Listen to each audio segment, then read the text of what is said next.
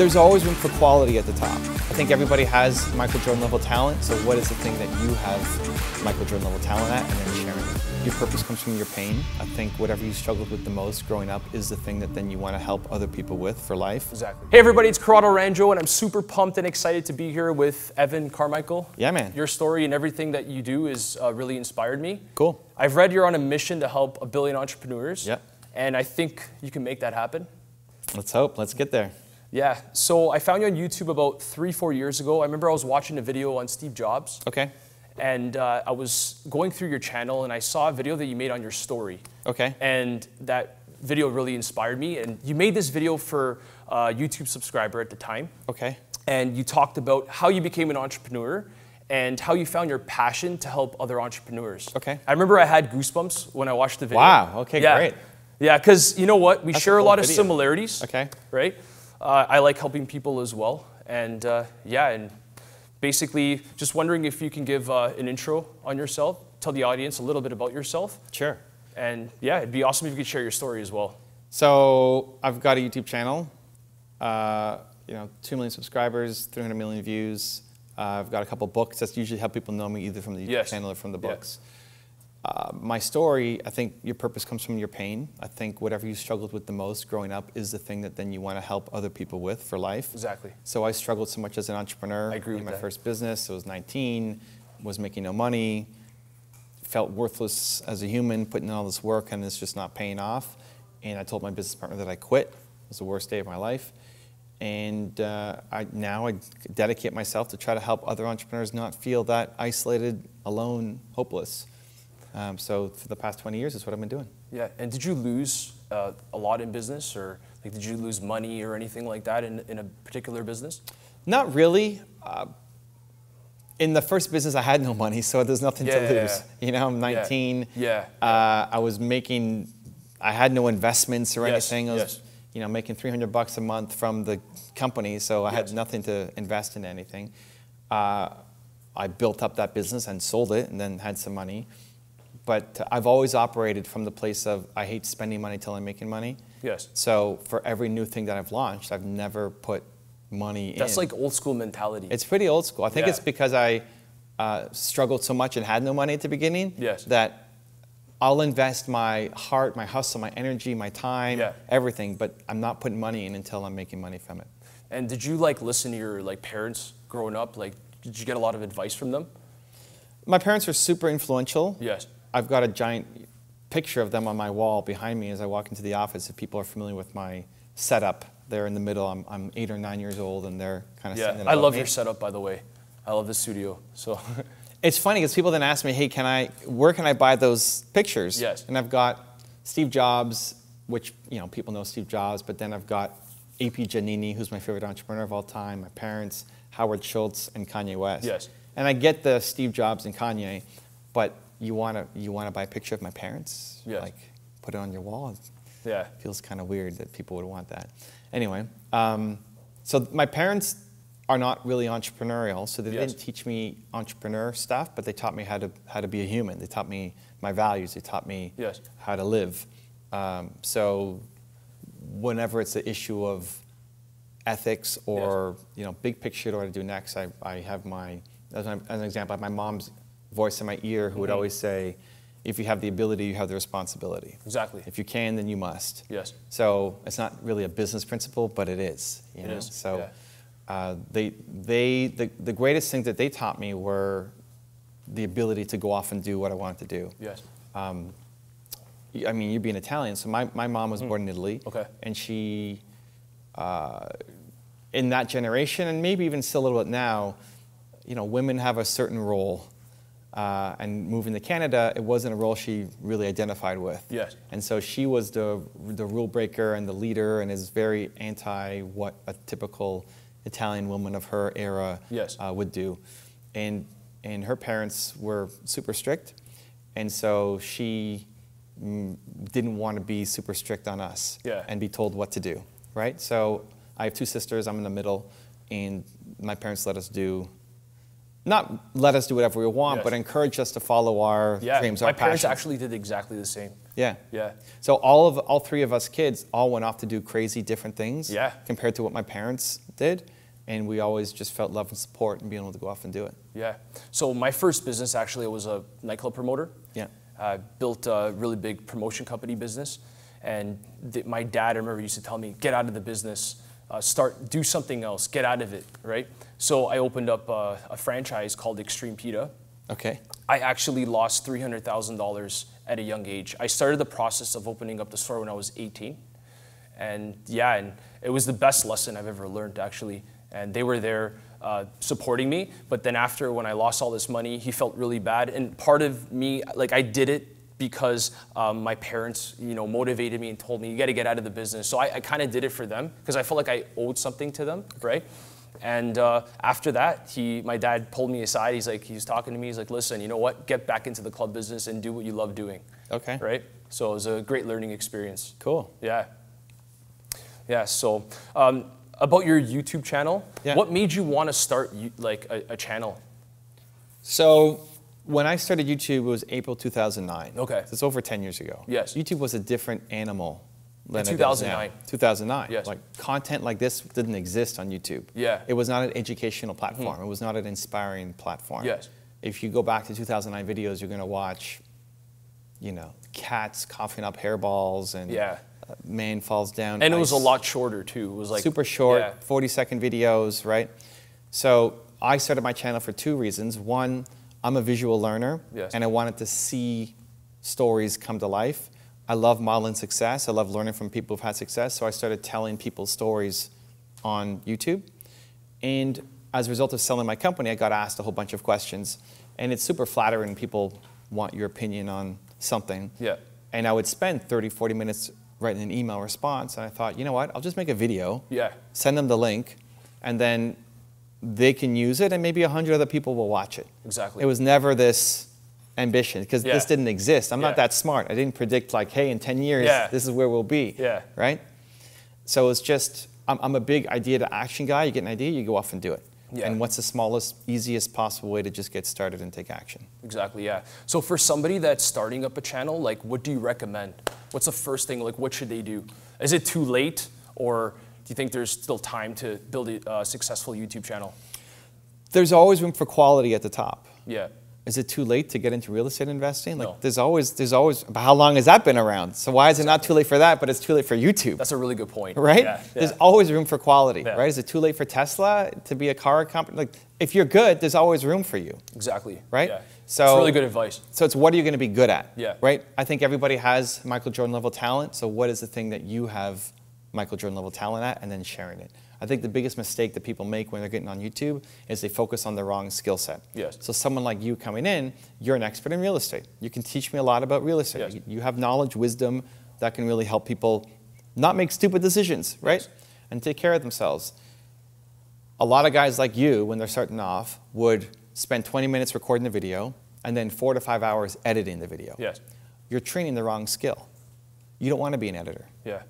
But you're going to spend 4 to 5 hours personally editing the video. Now, you've got a team, you've got people already. Yeah. You're doing it in a smarter way. Yeah. But that's what a lot of people do when they're starting YouTube. Yes. And so they never get good enough because they're spending maybe max once a week actually recording. Yeah. And so they never get good at making videos. They never build up enough momentum. If you're doing anything once a week, you're never going to become world class at it. Exactly. So people spend too much time on the wrong skill. And how can somebody learn how to, like, figure out the right way to do it? Like, is there a place you recommend, or something? Like, I don't know, like practice. Practice? Like, yes, there's places to learn. Yeah. Yes, of course. But it starts with you practicing. Putting out content. Practice. Like, if you want to be a basketball player, Yeah. yes, you can go to camps. And yes, you can go and watch videos. But you have to get onto the court and just start shooting, right? So if you're a thought leader, if you have ideas, if that's what people are going to sign up to watch your videos for, then I want you taking out your phone and learn to record a 10-minute video that doesn't need editing. Yes. That's actually a skill set that is worth learning. Yeah. That may take you 4 hours just to get a 10-minute video where you didn't make mistakes in between. Yeah. But that's a skill set that you take with you for life. Because YouTube may not be around in 5 years or 10 years or however long, but your ability to be able to give a 10-minute message Yes. without making mistakes all over the place Yeah. will serve you for life. Exactly. And there'll be other platforms as well, right? So, But, or if you're a thought leader, your ability to take a message down to 15 seconds for an Instagram story, to a 1-minute Instagram video, to a 5-minute YouTube video, or a 10-minute YouTube video, to a 20-minute interview, to a 40-minute keynote, to a 3-day workshop, retreat. yeah. You have to be able to take your message and deliver it everywhere in between. So learning to be a good communicator will serve you for life, regardless of what platform is out there. Yes. People are just training the wrong skill.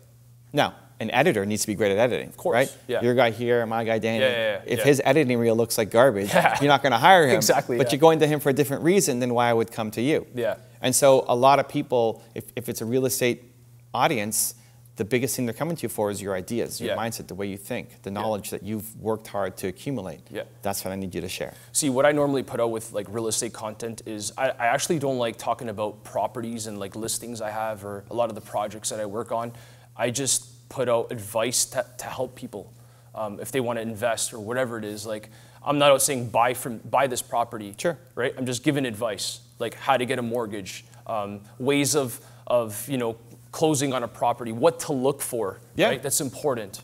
Right? So here's the thing. And I don't care if I close, like if they actually go through me, I don't. Like they can be going through another agent, I'm just giving them advice, and I feel happy that I'm doing that for someone, right? You see the world differently than others, yeah. especially in the world of real estate. Yeah. When you walk into a home and they're doing an open Yeah. house, you're already like, Yeah, you've exactly. I dissected know. the whole place. Yes, yeah. Where someone like me walking in is like, oh, Yeah. right? So even taking me on a tour of a house and not trying to sell it, but Yes. using your eyes to say, Yeah. here's what I see that's different, is value, Yeah. is educational. Yeah, and what I'm selling is floor plans, like contracts. Like you can't physically actually go into the unit. You Yeah. know what I mean? So it's even harder. But yeah, explaining it, it's not for a lot of people. Right, but so you specialize in Pre-construction, pre-construction yeah. selling, right? How many mistakes do people make when they're buying a home in pre-construction? Tons. Right? Tons. That's what you walk people through. Yeah. And yeah. you could look at a floor plan Yes. and say, this builder is Yeah. cutting corners. Yeah.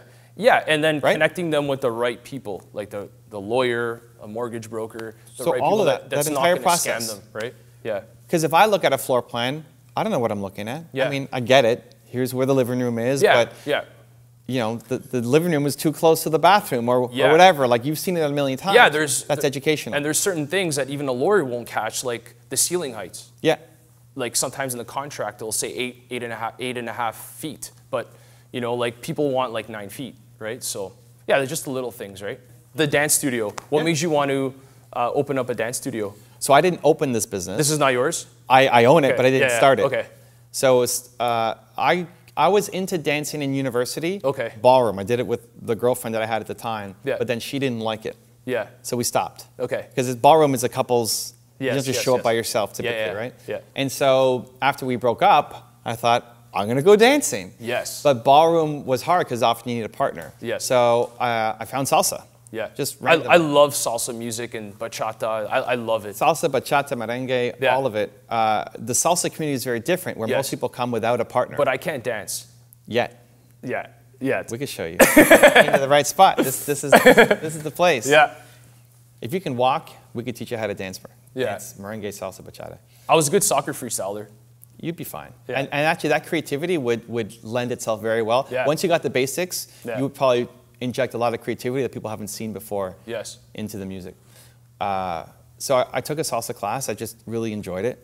And on paper, I mean, I'm tall. I take big steps. Yeah. I'm not Spanish. I don't speak Spanish. Yeah, I didn't understand yeah. Spanish. Like all these things were against me. I Yeah. just loved it. And so then I connected with this school, became an investor in the business. Then the owner, the founder, wanted to move on and do something else. So I took over the business from her. Yeah. And then hired my own team to run it. That's awesome. So I own it, but I didn't start it.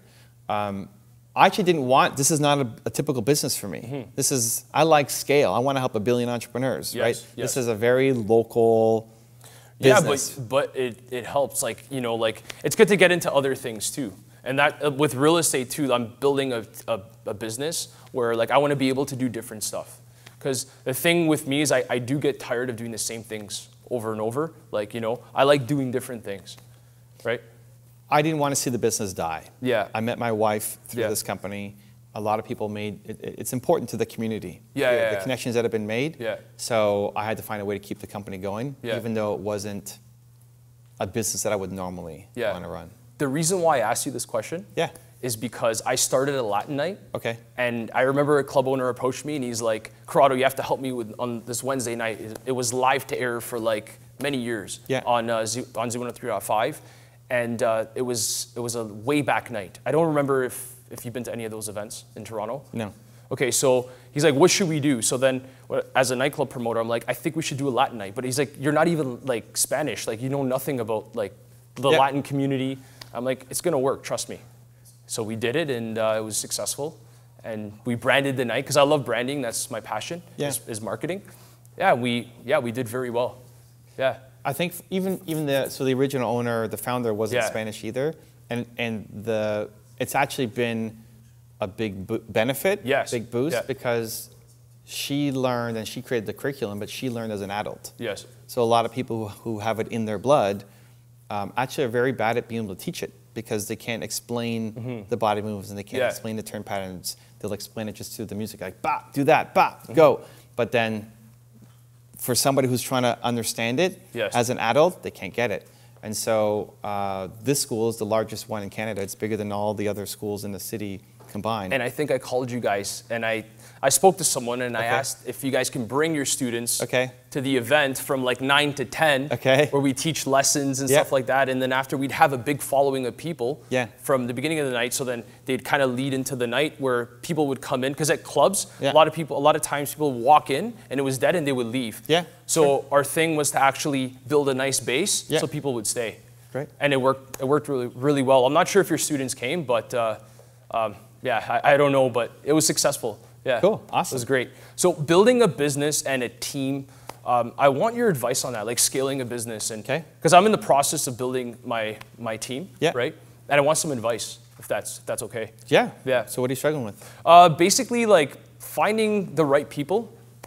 Because with real estate, what's happening is a lot of people, it's the biggest financial investment that people are making, right, in their life. So, you know, a lot of times they want to work with myself, but I want to build a bigger team, right? Do you have any advice on that?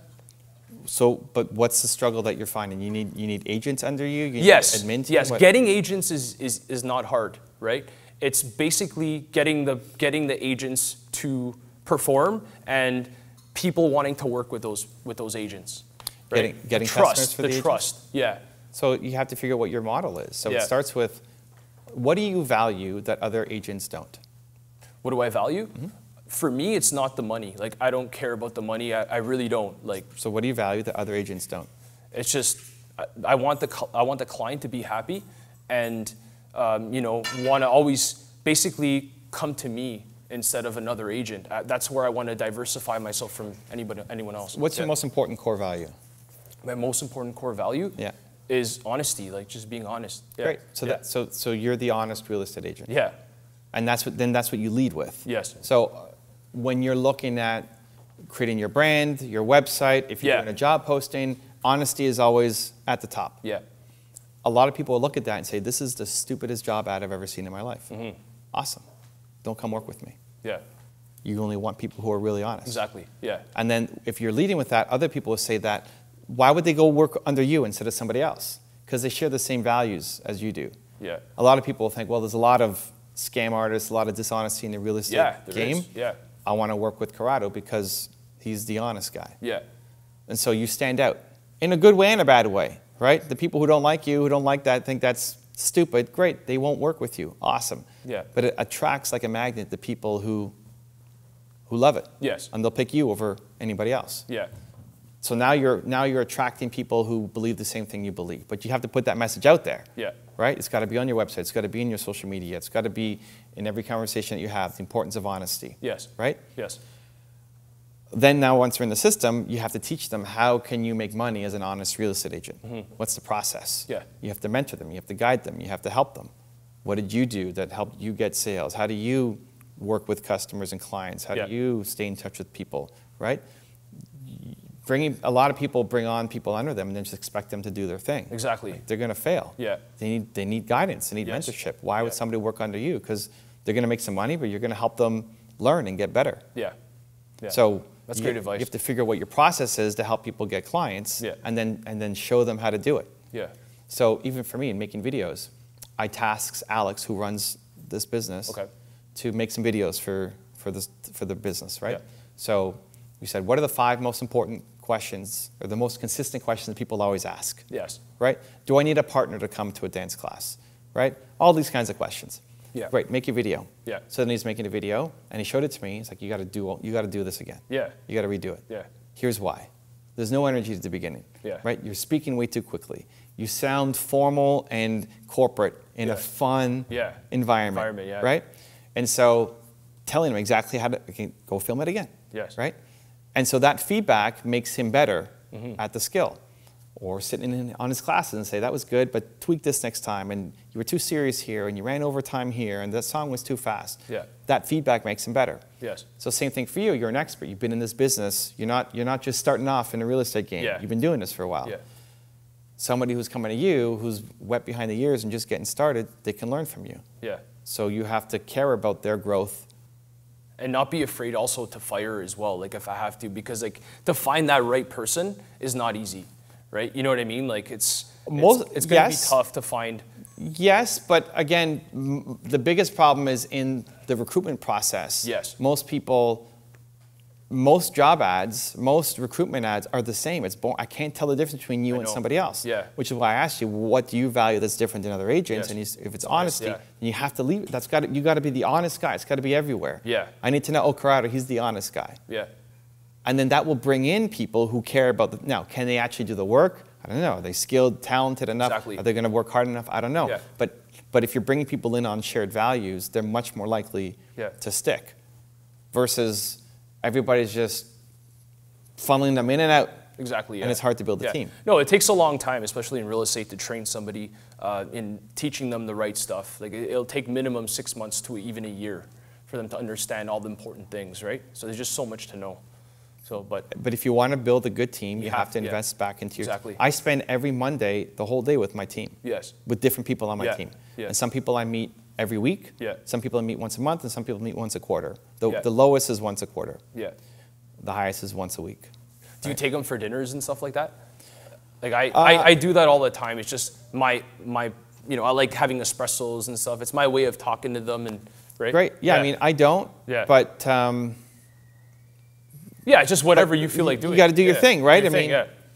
However your style is, they have to feel like you care about them. Yeah. They have to feel like you're on their side and you're Yeah. trying to help them. Exactly. And that they're growing by being around you. Yeah. Right? So making sure that you have a growth plan for them and you're pushing them beyond what they think they're capable of is important. Yeah. And my way of thinking is actually to make sure that they're happy. That's the main thing. Like if their goal is to make a certain amount of money, like I'd rather make less money and make sure that they're making their, what they want, they accomplish their goals, right? Yeah, so I think you got to be the chief goal officer. Yeah. What do they want? Yeah. And then try to help them get that. If you can. And maybe you're not the right guy. Maybe the best you can do is say, hey, you know what? You should go work with Susan. Exactly. She's better for you. Yeah. I can't help you get to where you need to go. Yeah. Exactly. It may not be firing them. It may be pushing them to somebody who's better suited to help them. Yes. Thanks for the advice. I really appreciate it. Cool, man. I want to talk about your word, belief. Okay. I love that word. Yeah. In Italian, it's credi. Yeah. Right? So how did you come up with that word? Like, why is that your favorite word and part of your branding? So I wrote a book on it that can help people go through the process a lot faster. It's called Your One Word. For me, I didn't know that you should have a one word, right? I stumbled through it. Yeah. It started as I was looking at my website and I was trying to come up with a new tagline for my website. Okay. I didn't like the tagline I had. I don't even remember what it was, but I didn't like what it was. Yeah. I think it was over 20 million entrepreneurs helped in counting or something like Yeah. that, like the McDonald's kind of tagline. So I went home and I started thinking about it, and then I realized this isn't just a tagline for my business. It should be a tagline for me that I bring to my business. Yes. It should be the same thing, not that I have one for my business and I'm this totally other. Like honesty should be who you are and how you show up at work. Exactly. Not that you're this at work and then you're somebody else here, right? Yeah. Well, I didn't know that, right? I mean, that was an epiphany for me at the time. Yes. Like, this should be a personal branding statement, Yeah. personal mission statement that then I bring to my business. Okay, great. So now who am I? Not just who is the business, but who am I? And I started writing down a whole bunch of things. And Believe was actually on that first list. But when I looked at it, nothing, I don't know, it was just okay. Yeah. I was writing down anything that just came to mind. Who was Evan Carmichael? Yeah. And then I looked at it the next day, and I just Believe popped off the page for some reason. Yes. But I thought it was too simple. I thought it was too, Yeah. it's too big. Yeah. And it's funny how we talk ourselves down from the big ideas. Yes. Right? Yeah. Like, who am I to be the Believe guy? Yeah. It's not our friends or our family. It's often our own Yeah. voice to say, well, you can't do that. So I tried to add more to Believe, tried to make it a sentence. And no matter what I added to it, I couldn't make it stick. Nothing Yeah. felt right. Yeah. So I came back the next day, I slept on it again, and I just Believe popped off. And Yeah. you know what? I'm going to do this crazy thing and crazy, just try with Believe. Yeah. And I love testing things. So Yes. I didn't just rebrand my whole business Yeah. around Believe. Yeah. I just started one simple test. So I was like, what's the easiest way for me to test this? Because changing a website's expensive. I had 100,000 pages of content. Yeah. It's not just an easy It's not practical. redesign. Yeah. So I thought, I have an email newsletter list. I'm just gonna send an email out about Believe and what that means to me. Yeah. And it became the best response on any email that I sent out. So did you ask people for like advice or? No, No? because you can't. Yeah. I can't. Yeah. You can't. If honesty means Yes. so much to you. To me, yeah. And yes, it means a lot to me, but it Exactly, means yeah. more to you. Yeah, exactly. Yeah. And you can't ask, like, what do you think about do you think about I this? would say go Yeah. with Believe. Yeah. But it's not the right advice. Exactly. It's Yeah. a personal thing. Got it. Yeah. For questions like that, you need to spend more time with yourself, not Yeah. more time with other people. Yeah. Because they only have they have a version of you. Like even Yeah. your parents who know you a lot, they know a piece of you, but they don't know Yeah. all of you. So spending more time with yourself. So I sent the email out. It was my best viewed, most open, most shared newsletter. When did you send this email out? Like approximately 2009? I have no idea. Yeah. Maybe. Okay. A while back. Did I have my YouTube channel already? I don't know. Yeah. Maybe. Maybe before. I don't remember. A long time ago. Yeah. I sold my business when I was 22. Yeah. I started my YouTube channel in 2009, so that put me at 29. So it's probably in that window somewhere, Yeah. in the 7 years somewhere. But it was the highest performance. Like, okay, there's something to this. Like people are responding to it. Yeah. And it's not that Believe is the magic word. It's the magic word for me. Exactly. If you were to write an email newsletter about honesty, it would have a lot more Yeah. heart and soul Yeah. than around some other word. Even though it's a good word, it's Yeah. just not the same thing because honesty is your thing. So then I made a video on Yes. Believe. And at the time, my best video had 100,000 views. It took me a year to get that video to 100,000. I was so excited, 6 figures. Wow. It's Yeah. great. So I made a video on Believe, and I showed it to some people who were in the industry. Yeah. And they said, I don't like it. It's too long, 6 minutes.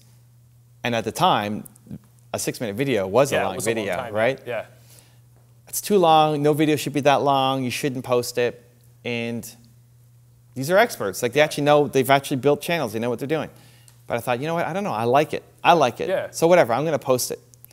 And that video got 100,000 views in a month. Wow. Where my best video took a year to get my best video. I already had Yeah. lots of videos. Yeah. And now that video is at, I don't know, 2 million or something.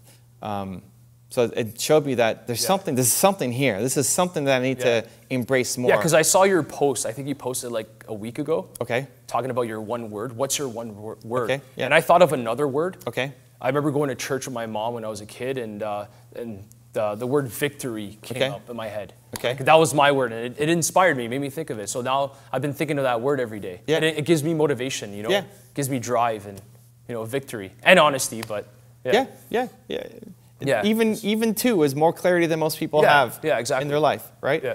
So if you're ever unhappy, it's because you have a lack of honesty and victory in your life. Yeah. Like if one of these guys are being dishonest, it's going to drive you nuts. Yeah. Like you're not going to sleep, you're not going to perform well because you have someone in your team who's is being dishonest. Yeah. It's just going to drive you nuts. Yeah. Where other people wouldn't drive them as nuts. Exactly. So Yeah. what's your plan on helping 1 billion entrepreneurs? I don't know. You don't know? Yeah. See, I think if you have a 10-year goal for yourself, you're thinking small. Yeah. If you think about who you were 10 years ago, Yeah. to think that guy would know what to do Yeah. right now. 10 years ago, I was playing soccer in Italy. Like Yeah, that was your dream. I'm going to be. That was my dream. I'm going to be in the league. Yeah. I'm going to go play for AC Milan. Here I come. Yeah. And back then, I remember when I was playing, I I didn't even know this, but one of the reasons why I stopped is because I wanted to become an entrepreneur, like start companies and stuff. That was my real passion, right? And I realized that a couple years ago. So great. So knowing that that's who you were 10 years ago, now play the same game. Who you are now, you have no idea what you're capable of in 10 years. Yeah. No idea. So you could have a 10-year goal and hit it, but it's actually small, I think, compared to what you could be doing. Yes. Because people get too fixated on a goal and then they go after that goal, but really they should have played 10 times bigger because they pivoted to go do this thing. Yes. Right? Like maybe you're just some soccer announcer because you couldn't make it in the game, and that becomes your, and then you hate your life because you know that there's something more, but you chase down the soccer goal. So I think you need to have a mission. Yeah. Right? I want to help 1 billion entrepreneurs. I don't actually want to hit the goal. Yeah. It's having a goal so big that you never hit it. Yes. And so all that does is align me so that the work that I'm doing, I'm constantly putting against that goal to say, will this help me get closer? Yeah. So it's the reason why I don't really do one-on-one coaching, because it's one-to-one. It's okay, but I want to hit 1 billion. Masses. Yeah. So that leads me to things like YouTube videos, like book deals, like speaking opportunities, right? Where I can get my message out in a much more broad way. Yeah. Ted Turner, you know Ted Turner? Yes. So his father was a successful entrepreneur, became a millionaire, and then killed himself. Yeah. Because he hit his goal. Wow. Hitting your goal sucks. Yeah. And so he said, I'm going to create a goal so big that I never hit it. Yeah. That's crazy. Yeah. You know what's crazy is that I was talking about AC Milan is when I was a kid, I used to always think, I used to actually wear the jersey. My favorite team's Inter, but I'd wear the jersey because I wanted to play for that team because I knew that they had the best system like for the youth system. So that's hard though. If you're an Inter fan and you got to play for AC, you're in the same city too, right? I know, they share the stadium too. Yeah, so. yeah, okay. It was awesome. Yeah, and there was a picture that I posted for my birthday a couple years back, and I remember blowing out the candles, and I had my AC Milan jersey, and I thought of it, and I found it, and I posted it on Facebook, and I'm like, yeah, it was actually, and then it happened, and then I remember Gianpaolo Montesano, my agent, he commented, he's like, yeah, you're an awesome player. I don't know why you came back to Toronto. So, but yeah, it was a really good experience. Cool. Yeah. Well, thank you for taking the time to do this. It really means the world to me. Cool, man. Yeah. Thanks for all the advice. Happy to help. Keep doing what you're doing, and if you need any help from my end, I got your back. I appreciate you, dude. Whatever it is, man. I love it. Thank you so much. Cool. Thank you.